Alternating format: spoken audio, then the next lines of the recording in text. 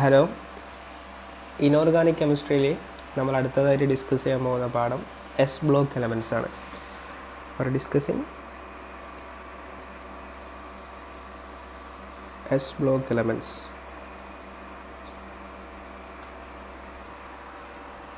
നമ്മൾ third chapter periodic classification of എലമെൻറ്റ്സിൽ പഠിച്ചിട്ടുണ്ട്. എസ് ബ്ലോക്ക് എലമെൻറ്റ്സ് എന്ന് പറയുന്നത് they consist of first group and second group of periodic table. First and second group of periodic ടേബിളിലാണ് നമ്മൾ S block elements എന്ന് പറയാം. അപ്പോൾ നമ്മൾ എന്തുകൊണ്ടാണ് ഫസ്റ്റ് ആൻഡ് സെക്കൻഡ് ഗ്രൂപ്പിന് എസ് ബ്ലോക്ക് എലമെൻറ്റ്സ് എന്ന് പറയുന്നത് നമ്മൾ പഠിച്ചിട്ടുണ്ട്. ഔട്ടർ മോസ്റ്റ് ഇലക്ട്രോൺ ആ എസ് ബ്ലോക്ക് എലമെൻറ്റ്സിലെ ആറ്റത്തിൻ്റെ അവസാനത്തെ ഇലക്ട്രോണെ ഒക്കുപ്പൈ ചെയ്യുന്നത് എസ് സബ്ഷെല്ലായിരിക്കും. അത് A1s ആകാം, 2s ആകാം, 3s ആകാം, 4s ആകാം. അത് corresponding പീരീഡിനനുസരിച്ചിട്ട് 1s, 2s, 3s, 4s ആകാം. അപ്പം അവസാനത്തെ ഇലക്ട്രോണ് എസ് സബ്ഷെല്ലാണ് ഒക്കുപ്പൈ ചെയ്യുന്നതെങ്കിൽ അതിനെയാണ് നമ്മൾ എന്ത് പറയുന്നത്, എസ് ബ്ലോക്ക് എലമെൻറ്റ്സ്. അപ്പോൾ first and second group elements അത് ഏതൊക്കെയാണെന്ന് നമുക്ക് നോക്കിയാലോ. ഫസ്റ്റ് ഗ്രൂപ്പിലുള്ളത് lithium, sodium, potassium, rubidium, caesium and francium. Second ഗ്രൂപ്പിലുള്ളതാണ് beryllium, magnesium, calcium, strontium, barium and radium. നമ്മളിപ്പോൾ എൻട്രൻസ് ഒക്കെ എഴുതാൻ പോകുന്ന ആൾക്കാരാണെങ്കിൽ ഈ ഫസ്റ്റ് ഗ്രൂപ്പും സെക്കൻഡ് ഗ്രൂപ്പിലെ എലമെൻറ്റ്സിൻ്റെ നെയിം ഫുള്ള് പഠിക്കൽ എന്തായാലും നിർബന്ധമാണ്. അപ്പോൾ അങ്ങനെയുള്ളൊരിത് കാണാതെ പഠിക്കാൻ നോക്കുക. ഫസ്റ്റ് ഗ്രൂപ്പിൽ lithium, sodium, potassium, rubidium, caesium. Second ഗ്രൂപ്പിൽ beryllium, magnesium, calcium, strontium, barium, radium. Okay, അതുപോലെ നമ്മൾ പീരിയോഡിക് ക്ലാസിഫിക്കേഷനിൽ പഠിച്ചിരുന്നു. The first group is called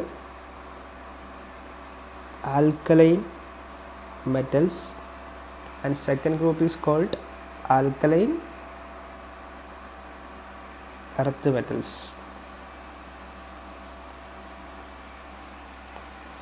അതിൽ തന്നെ സെക്കൻഡ് ഗ്രൂപ്പിൽ എല്ലാ ആൽക്കലൈൻ എർത്ത് മെറ്റൽസ് അല്ല.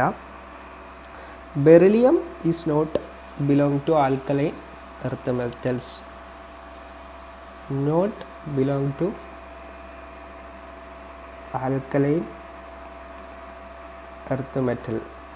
അപ്പോൾ which of the following is alkaline earth metal എന്ന് ചോദിച്ചിട്ട് നമ്മളിപ്പോൾ എൻട്രൻസ് ഒക്കെ എഴുതുമ്പം മഗ്നീഷ്യം, കാൽഷ്യം, സ്ട്രോങ്ഷ്യം, ബെറിലിയം എന്നൊരു ക്വസ്റ്റ്യൻ വരാണെങ്കിൽ ഓർത്ത് വെക്കുക, beryllium is not an alkaline earth metal. അത് നമ്മൾ ഇതിൻ്റെ ഒരു കോമൺ പ്രോപ്പർട്ടീസ് പറയുകയാണെങ്കിൽ ലിഥിയത്തെ പറ്റി ഓർത്ത് വെക്കുക, it is stored in paraffin wax. Paraffin വാക്സിലാണ് ലിഥിയം സ്റ്റോർ ചെയ്യുക. കാരണം ഹൈലി റിയാക്റ്റീവ് ആണ് ഫസ്റ്റ് ഗ്രൂപ്പ് നമ്മൾ പഠിച്ചിട്ടുണ്ട്. അപ്പോൾ എയറിലത് ഓക്സിജനായിട്ടൊക്കെ റിയാക്ട് ചെയ്ത് നശിച്ചു പോകുന്നതിന് പകരം നമ്മൾ എന്ത് ചെയ്യും, it will store in paraffin wax. നമ്മൾ സോഡിയം, പൊട്ടാസ്യം, റുബീഡിയം എടുക്കുകയാണെങ്കിൽ it is stored in kerosene. അതുപോലെ ഈ ഫ്രാൻഷ്യം എന്ന് പറയുന്നത് it is a radioactive element ആണ്. അതിൻ്റെ T₂ എന്ന് പറയുന്നത് 21 മിനിറ്റ്സ് ആണ്. അതായത് 21 മിനിറ്റ്സ് കൊണ്ട് അതിൻ്റെ പകുതി നശിക്കും. ഓക്കെ. ഇനി ഫസ്റ്റ് ഗ്രൂപ്പ് ആൽക്കലൈൻ മെറ്റൽസ് എന്നാണ് അറിയപ്പെടുന്നത് എന്ന് പറഞ്ഞു. Second group alkaline earth metals എന്നാണ് അറിയപ്പെടുന്നത് എന്ന് പറഞ്ഞു. അപ്പോൾ എന്തുകൊണ്ടാണ് ഇത് ആൽക്കലൈൻ മെറ്റൽസ് എന്നറിയപ്പെടുന്നത് ചോദിക്കുമ്പോൾ, ഇപ്പോൾ suppose sodium react with water to form hydroxide. സോഡിയത്തിൻ്റെ ഹൈഡ്രോക്സൈഡ് ഉണ്ടായി. അതുപോലെ ഫസ്റ്റ് ഗ്രൂപ്പിലെ ഏത് എലമെൻറ്റും സെക്കൻഡ് ഗ്രൂപ്പിലെ ഏത് എലമെൻറ്റും വാട്ടറുമായിട്ട് റിയാക്ട് ചെയ്തിട്ട് എന്ത് ഫോം ചെയ്യും, ഇറ്റ് ഫോം ഹൈഡ്രോക്സൈഡ്.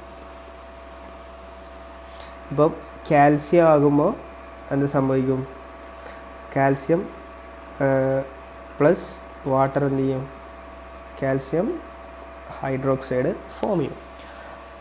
ഈ calcium and sodium hydroxide are, we know they are alkaline or basic in nature. അതുകൊണ്ടാണ് ഇതിനെ ആൽക്കലൈൻ മെറ്റൽസ് എന്ന് പറയുന്നത്. അതുപോലെ ആൽക്കലൈൻ എർത്ത് മെറ്റൽസ് എന്ന് പറയുന്നത് ഈ എലമെൻറ്റ്സ് എർത്തിൻ്റെ ക്രസ്റ്റിൽ അബുണ്ടൻ്റ് ആയിട്ട് കാണുന്നത് കൊണ്ടാണ് ആൽക്കലൈൻ എർത്ത് മെറ്റൽസ് എന്ന് പറയുന്നത്. ഓക്കെ, അപ്പോൾ ജസ്റ്റ് ഓർത്ത് വെക്കാം.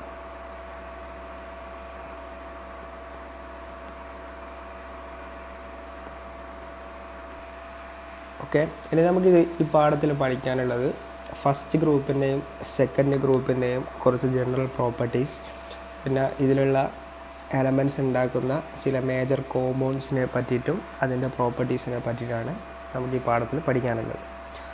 അപ്പോൾ നമ്മൾ കുറച്ച് പ്രോപ്പർട്ടീസിനെ കുറിച്ച് ഫസ്റ്റ് പറയുകയാണ്. അപ്പോൾ അതിൽ ഫസ്റ്റിൽ നമ്മൾ പറയുന്നത് ഇലക്ട്രോണിക് കോൺഫിഗറേഷനെ പറ്റിയാണ്. First we say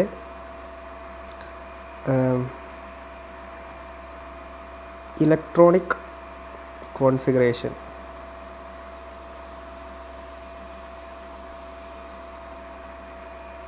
electronic configuration നമ്മൾ തേർഡ് ചാപ്റ്ററിൽ പീരിയോഡിക് ക്ലാസിഫിക്കേഷനിൽ പഠിച്ചതാണ്. ഫസ്റ്റ് ഗ്രൂപ്പ് എലമെൻസിൻ്റെ ഇലക്ട്രോണിക് കോൺഫിഗറേഷൻ എന്ന് പറയുന്നത് NS1 ആണ്. സെക്കൻഡ് ഗ്രൂപ്പിൻ്റെ ജനറൽ ഇലക്ട്രോണിക് കോൺഫിഗറേഷൻ എന്ന് പറയുന്നത് എന്താണ്? NS2 ആണ്. ഔട്ടർ മോസ്റ്റ് ആണ് നമ്മൾ പറയുന്നത്. അപ്പോൾ ഫോർ എക്സാമ്പിൾ ലിഥിയം ആണെങ്കിൽ അറ്റോമിക് നമ്പർ 3 ആണ്. അപ്പോൾ അതിൻ്റെ electronic configuration 1s2 2s1. Okay, അപ്പോൾ ഇതൊക്കെ നമ്മൾ തേർഡ് ഗ്രൂപ്പിൽ വിശദമായിട്ട് പഠിച്ചതാണ് ഇലക്ട്രോണിക് കോൺഫിഗറേഷൻ. അതുപോലെ തന്നെ സെക്കൻഡ് പ്രോപ്പർട്ടി നമുക്ക് പറയാനുള്ളതാണ് atomic and ionic radii. Atomic and ionic radii. അപ്പം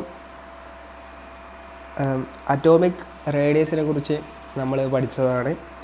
ഒരു പീരിയോഡിക് ടേബിളിൽ ഏറ്റവും വലിയ എലമെൻറ്റ് സിറ്റുവേറ്റ് ചെയ്യുന്നത് towards the left of the periodic ടേബിളാണ്. അപ്പോൾ ഒരു പീരീഡിൽ ഏറ്റവും വലിയ എലമെൻറ്റ് ഉണ്ടാകുക ഫസ്റ്റ് ഗ്രൂപ്പിലായിരിക്കും, അതിലും ചെറുത് സെക്കൻഡ് ഗ്രൂപ്പിലായിരിക്കും. അതുപോലെ അയോണിക് റേഡിയൈ എന്ന് പറയുമ്പം ഒരു atom M it will be greater than that of M+.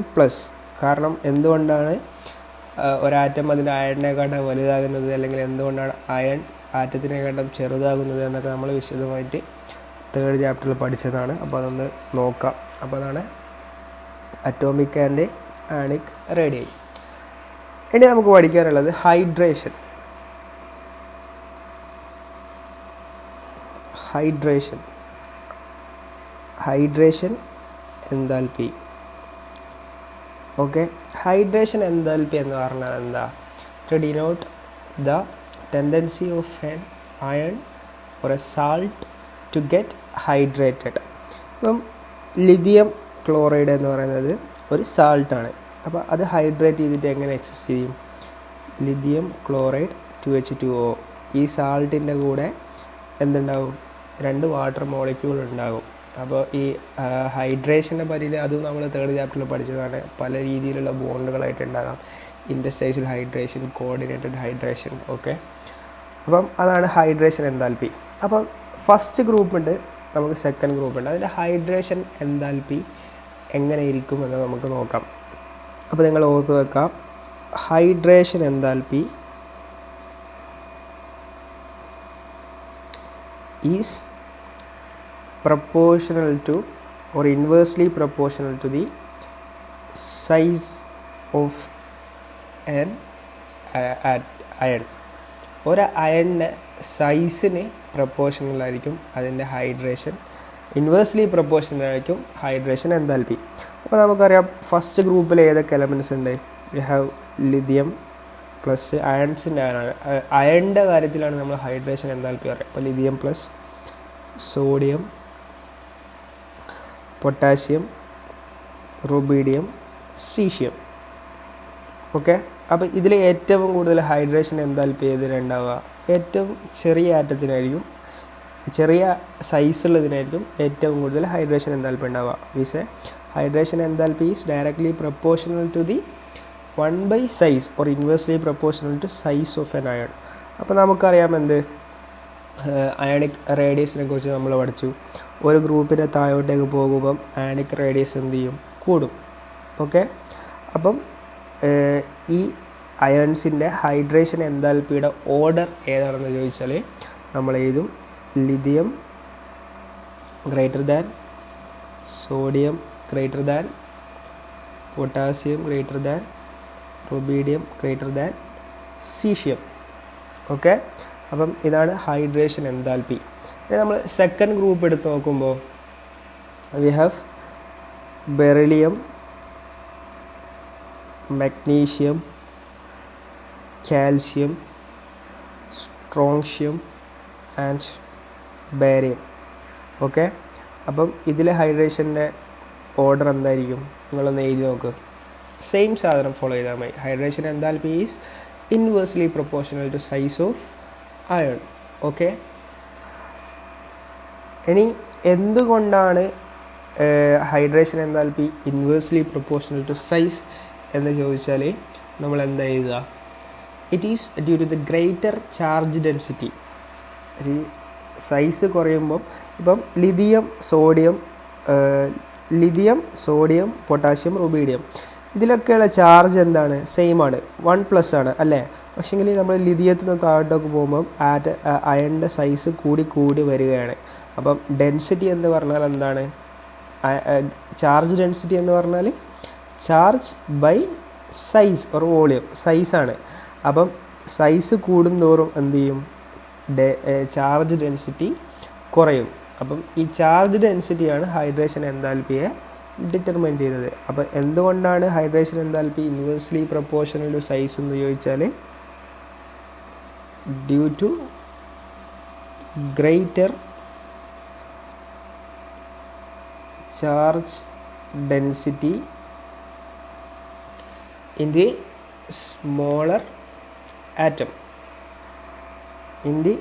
smaller atom or iron.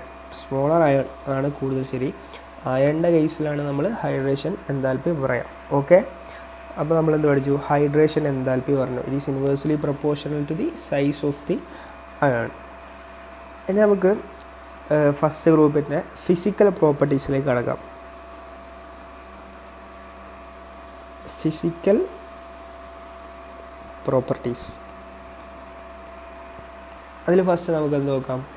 Physical പ്രോപ്പർട്ടിയിൽ first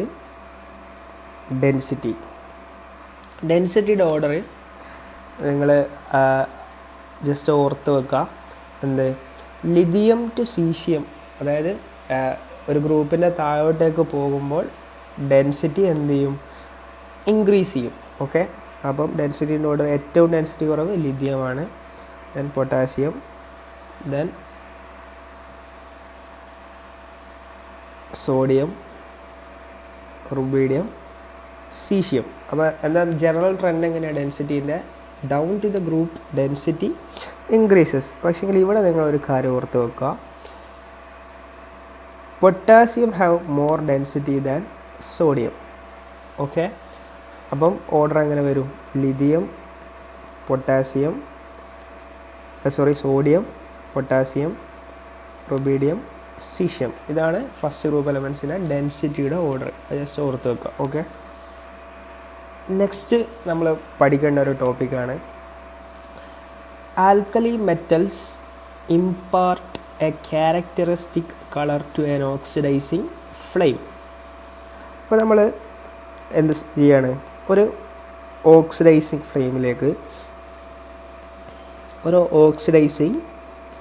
ഫ്ലെയിമിലേക്ക് നമ്മൾ ആൽക്കലി മെറ്റൽസിനെ വെക്കാണ്. അപ്പം ഓരോ മെറ്റലും ഓരോ ക്യാരക്ടറിസ്റ്റിക് കളർ നൽകും. ഓക്കെ, എന്തുകൊണ്ടാണ് കളർ തരുന്നതെന്ന് പറയുമ്പം ഓക്സിഡൈസിങ് ഫ്ലെയിമിൽ ഹീറ്റ് ഉണ്ട്. ഹീറ്റ് എന്ന് പറയുമ്പോൾ എന്താണ്? എനർജി. ഓക്കെ, അപ്പം ഇപ്പം നമ്മൾ NS1 ആൽക്കലി മെറ്റൽസിലെ അവസാനത്തെ ഇലക്ട്രോണാണ് NS1. അപ്പം ഈ NS1ന് ഈ ഹീറ്റ് എനർജി അബ്സോർബ് ചെയ്യും. എന്നിട്ട് എന്ത് ചെയ്യും? N+X, ഇപ്പോൾ 1 ആകാം 2, അതായത് ഒരു ഹയർ എനർജി ലെവലിലേക്ക് എന്ത് ചെയ്യും? ആ ഇലക്ട്രോണ് ചാടും. ഓക്കെ, അപ്പം എന്നിട്ട് എന്ത് ചെയ്യും? അപ്പോൾ ഇതിനെ നമ്മൾ എന്ത് പറയും? ഒരു എക്സൈറ്റബിൾ സ്റ്റേറ്റ് എന്ന് പറയും. അതായത് ഒരു നോർമൽ ഒരു ഗ്രൗണ്ട് സ്റ്റേറ്റിൽ നിന്ന് ഒരു ഇലക്ട്രോണ് എനർജി അബ്സോർബ് ചെയ്ത് ഹൈ എനർജി ലെവലിലേക്ക് പോയി. അതാണ് എക്സൈറ്റബിൾ സ്റ്റേറ്റ്. അപ്പോൾ കുറച്ച് കഴിയുമ്പോൾ എന്ത് ചെയ്യും? അത് തിരിച്ച് ഗ്രൗണ്ട് സ്റ്റേറ്റിലേക്ക് വരും. അപ്പം എന്ത് ചെയ്യും? ഈ അബ്സോർബ് ചെയ്ത എനർജി ഈ ഇലക്ട്രോൺ റിലീസ് ചെയ്യും. അത് റിലീസ് ചെയ്യുക എങ്ങനെയാണ്? In the form of radiation. And the frequency or the wave length of this radiation comes under that of A visible light. Okay, എങ്ങനെയാണ് എക്സൈറ്റഡ് സ്റ്റേറ്റിൽ നിന്ന് ഗ്രൗണ്ട് സ്റ്റേറ്റിലേക്ക് ഇലക്ട്രോൺ തിരിച്ച് വരുമ്പോൾ റേഡിയേഷൻ എമിറ്റ് ചെയ്യും. And that the radiation comes under the visible region. അപ്പോൾ ഓരോ ഇലക്ട്രോണിനും ഓരോ ആറ്റത്തിനും ഓരോ സ്പെസിഫിക് കളറുണ്ട്. അപ്പോൾ ജസ്റ്റ് ഓർത്ത് വെക്കുക. ലിഥിയം ആകുമ്പോൾ ക്രിംസൺ റെഡ്, അതുപോലെ സോഡിയം ആകുമ്പോൾ യെല്ലോ, പൊട്ടാസ്യം ആകുമ്പോൾ വയലറ്റ്, റുബീഡിയം ആകുമ്പോൾ റെഡ് വയലറ്റ്, സീഷ്യ ആകുമ്പോൾ ബ്ലൂ കളർ. ഓക്കെ, അപ്പോൾ ഇതൊന്ന് ജസ്റ്റ് ഈ പഠിച്ചേക്കാം. എന്തുകൊണ്ടാണ് കളർ ഉണ്ടാകുന്നത് എന്ന് പഠിച്ചേക്കാം. ഓക്സിഡേഷൻ ഫ്ലെയിമിലുള്ള ഹീറ്റ് എന്നുള്ള എനർജി അബ്സോർബ് ചെയ്തിട്ട് ഇലക്ട്രോൺ ഹയർ എനർജി ലെവലിലേക്ക് പോകും. എന്നിട്ട് തിരിച്ച് വരുമ്പം ആ എനർജി റിലീസ് ചെയ്യും. ആ റിലീസ് ചെയ്യുന്ന എനർജി റേഡിയേഷൻ ആക്കി എമിറ്റ് ചെയ്യും. And the radiation comes under the visible region of light. Okay, അപ്പം നമുക്ക് ഈ ഫ്ലെയിം ടെസ്റ്റ് ഉപയോഗിച്ചിട്ട് ഓർ ഫ്ലെയിം ഫോട്ടോമെട്രി ഉപയോഗിച്ചിട്ട് we can identify the elements. നമ്മുടെ കയ്യിൽ ഒരു എലമെൻറ്റ് കിട്ടിയിട്ട് അത് ഏത് എലമെൻറ്റാണെന്ന് നമുക്ക് എന്ത് ചെയ്യാം? ഈ ഫ്ലെയിം ടെസ്റ്റ് ഉപയോഗിച്ചിട്ട് ഐഡൻറ്റിഫൈ ചെയ്യാം. ഓക്കെ, അപ്പോൾ നമ്മൾ അതിനൊരു ഫിസിക്കൽ പ്രോപ്പർട്ടി പറഞ്ഞു. ഏതിൻ്റെ? ഫസ്റ്റ് ഗ്രൂപ്പ് എലമെൻസിൻ്റെ ഫിസിക്കൽ പ്രോപ്പർട്ടി പറഞ്ഞു. ഓക്സിഡൈസിങ് ഫ്ലെയിമിൽ കളർ ഫോം ചെയ്യും. ഇനി സെക്കൻഡ് ഗ്രൂപ്പ് എലമെൻസിൻ്റെ കാര്യത്തിൽ എന്താ നോക്കാം. ഒരു സെക്കൻഡ് ഗ്രൂപ്പ് എലമെൻറ്റ് നമ്മൾ ഓക്സിഡൈസിങ് ഫ്ലെയിമിൽ വെക്കുമ്പോൾ അത് കളർ തരുമോ? ശ്രദ്ധിക്കണം. സെക്കൻഡ് ഗ്രൂപ്പിൽ ബെറിലിയം, മഗ്നീഷ്യം, കാൽസ്യം, സ്ട്രോങ്ഷ്യം, ബാരിയം. ഇതിൽ കാൽസ്യം ഫ്ലെയിം ടെസ്റ്റ് ചെയ്യുമ്പോൾ നമുക്ക് എന്ത് തരും? ബ്രിക്ക് റെഡ് കളർ തരും. അതേപോലെ തന്നെ സ്ട്രോങ്ഷ്യം നമുക്ക് ക്രിംസൺ റെഡ് കളർ തരും. അതുപോലെ ബാരിയം നമുക്ക് ആപ്പിൾ ഗ്രീൻ കളർ തരും. Beryllium and magnesium will not give any color in flame test. Beryllium and magnesium will not give color to flame test. എന്തുകൊണ്ടാണ് തരാത്തതെന്ന് വെച്ചാൽ ഈ ബെറിലിയവും മാഗ്നീഷ്യവും ചെറിയ ആറ്റംസ് ആണ്. അപ്പം അതിലെ ഔട്ടർ മോസ്റ്റ് ഇലക്ട്രോൺ എന്ന് പറയുന്നത് ന്യൂക്ലിയസ് ആയിട്ട് ടൈറ്റ്ലി ബൗണ്ടഡ് ആണ്. അപ്പോൾ നമ്മൾ ഫ്ലെയിം ടെസ്റ്റിൽ ഹീറ്റ് കൊടുക്കുമ്പോൾ ആ എനർജി ഉപയോഗിച്ചിട്ട് ഈ ബെറിലിയത്തിലെയും മഗ്നീഷ്യത്തിലെയും ഇലക്ട്രോണിന് ഹയർ എനർജി ലെവലിലേക്ക് പോകാൻ പറ്റില്ല. അതുകൊണ്ട് beryllium and magnesium will not give colour to the flame test because electrons in beryllium and magnesium are too strongly bound to get excited by flame. അത് വളരെ സ്ട്രോങ് ആയിട്ടാണ് ബെറിലിയം ആൻഡ് മഗ്നീഷ്യത്തിൽ ബൗണ്ട് ചെയ്തത്, കാരണം അത് ചെറിയ ആറ്റമാണ്. അപ്പോൾ ഓക്കെ, അപ്പോൾ എക്സാമിന് ക്വസ്റ്റ്യൻ വരും എന്ത് ആൽക്കലൈൻ എർത്ത് മെറ്റൽസിലെ എല്ലാ എലമെൻറ്റ്സിനെയും നമുക്ക് ഫ്ലെയിം ടെസ്റ്റ് വഴി ഐഡൻറ്റിഫൈ ചെയ്യാൻ പറ്റുമോ? ഇല്ല. നമുക്ക് കാൽസ്യം, സ്ട്രോങ്ഷ്യം, ബേരിയത്തിനെ മാത്രമേ ഫ്ലെയിം ടെസ്റ്റ് വഴി ഐഡൻറ്റിഫൈ ചെയ്യാൻ പറ്റും. നമുക്ക് ബെറിലിയം ആൻഡ് മഗ്നീഷ്യത്തിന് ഫ്ലെയിം ടെസ്റ്റ് വഴി ഐഡൻറ്റിഫൈ ചെയ്യാൻ പറ്റില്ല. കാരണം എന്താ? Beryllium and magnesium salt cannot give colour to the flame due to small size of beryllium and magnesium. The electrons are strongly held to nucleus and the energy from the flame will not sufficient for excitation. Okay, അപ്പോൾ നിങ്ങൾ എഴുതിയേക്കാം due to small size of beryllium and magnesium, electrons, outermost electron, okay, outermost electrons are strongly bound to nuclei and heat from flame is not sufficient for excitation. Sufficient for excitation. അപ്പോൾ നമ്മൾ alkali ഗ്രൂപ്പിൻ്റെയും alkali earth metal ഗ്രൂപ്പിൻ്റെയും physical properties നമ്മൾ പറഞ്ഞു. Okay.